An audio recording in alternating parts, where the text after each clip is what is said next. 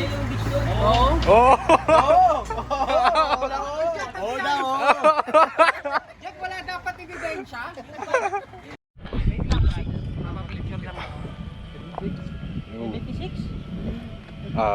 Nakaka 40 kilometer na kami simula nung nag-ride out kami ng alauna. Dario, yung maahon daw.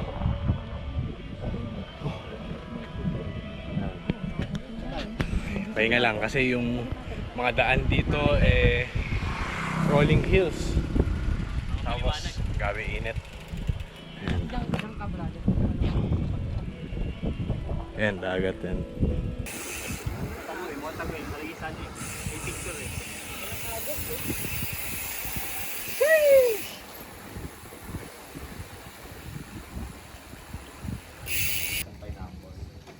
May pandikoko? Pandikoko na lang pa. Kano po pandikoko? May malahas daw eh.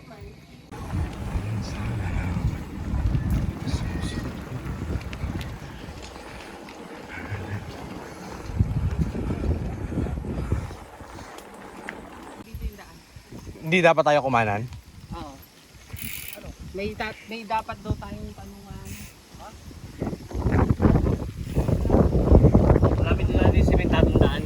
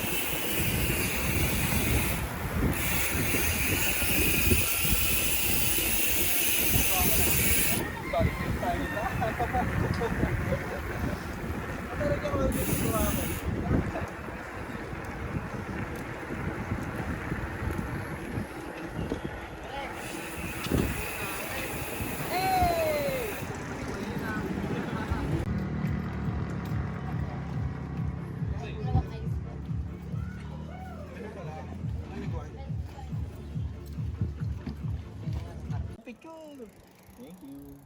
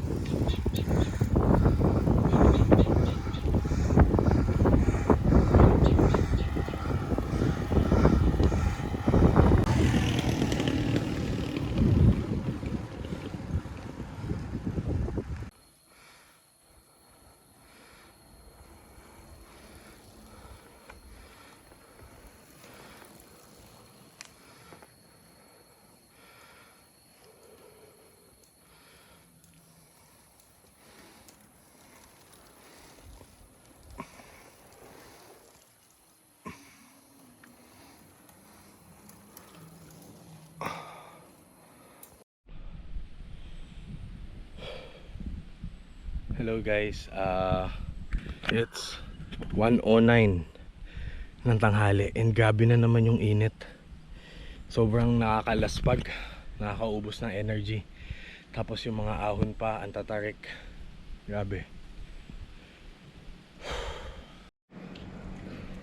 It's mga 22 kilometers pa dun sa target namin na pagkakainan.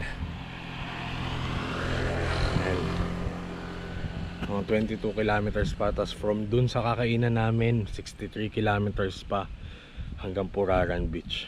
Sigurado gagabihin na naman kami nito sa daan. Grabe. Sobrang ahon ng ruta dito sa Catanduanes. Kala mo sa mapan, liit na isla niya lang, pero grabe.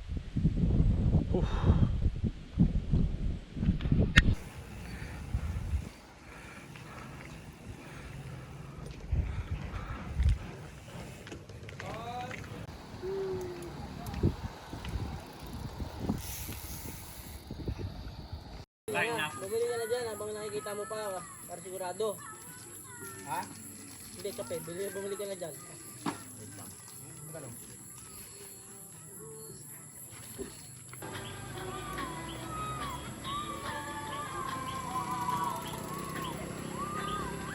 Ano, muna? May motor po ah.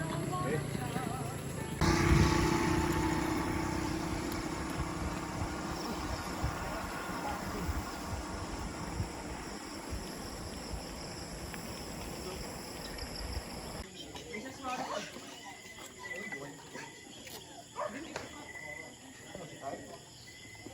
Ako na si Carl. Ako na?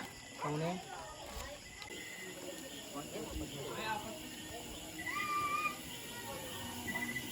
Let's go!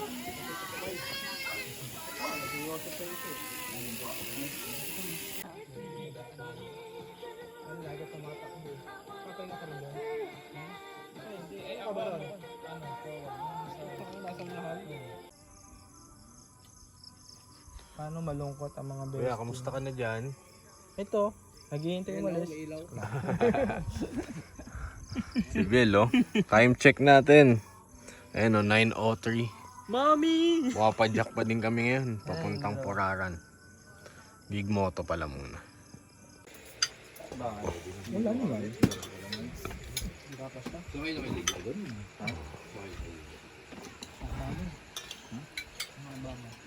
Hindi tayo kasyang salubong.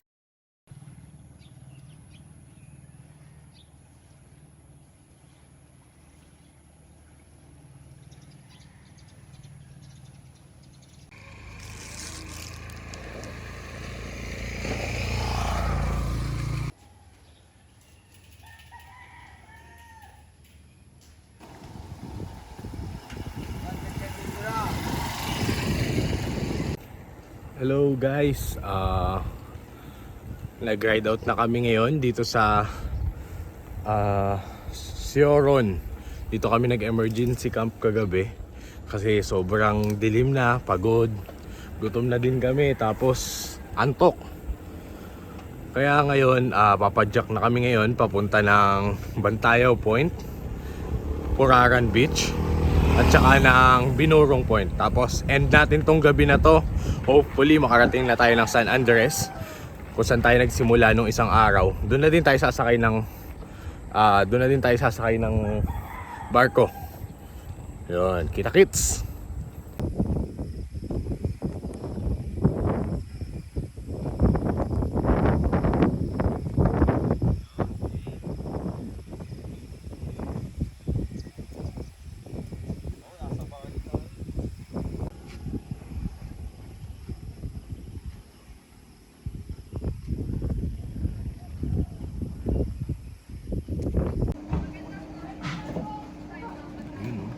Ganda ng beach, oh.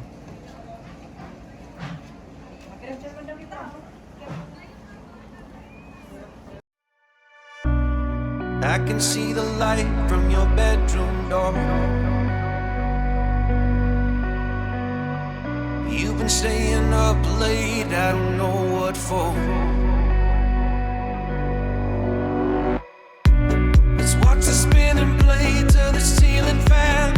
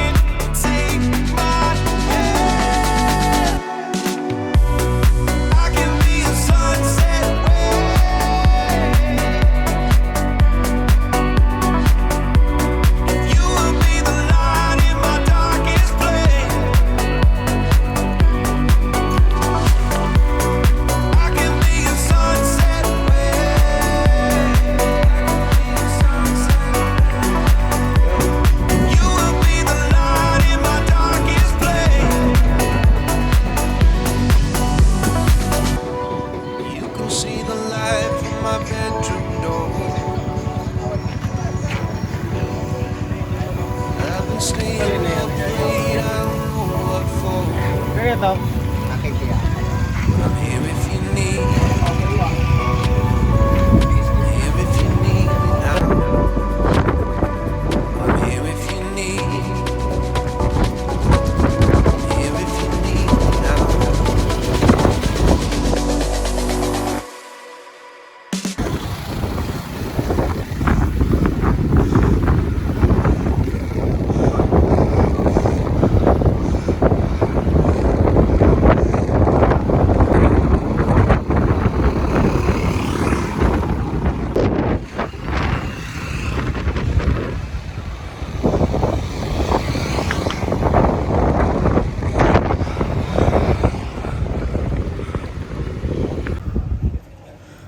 Hello guys, the last update, it's 6:21 ng gabi. Imbis na bukas pa kami sasakay ng barko, hinabol na namin ni Milben, si Project Lakbay, yung brother ko, tsaka ako. Itong last trip dito sa Birac, Catanduanes. Grabe. Sobrang memorable nitong ride na ito para sa akin when it comes to challenges.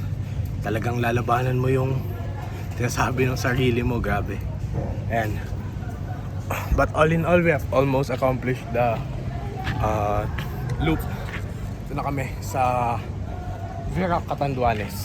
Ayan, habol kami dito sa mga barko.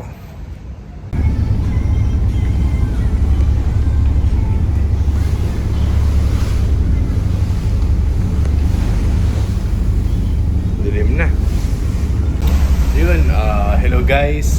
Ayan, nakasakay na tayo ng barko ngayon. Papunta ng Tabaco Albay. Pabalik na tayo ng Tabaco Albay. Ayan, grabe.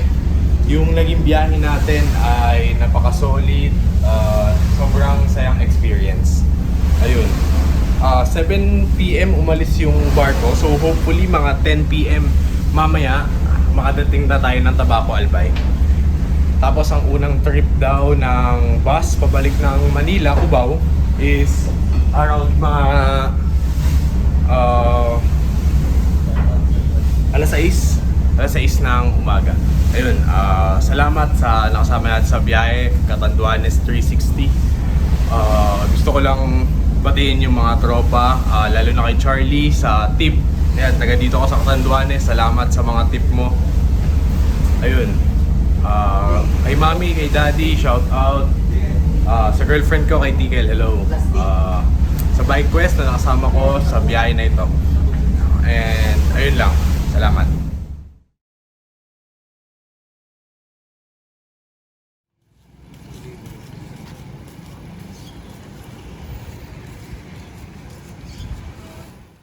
Biyahe check.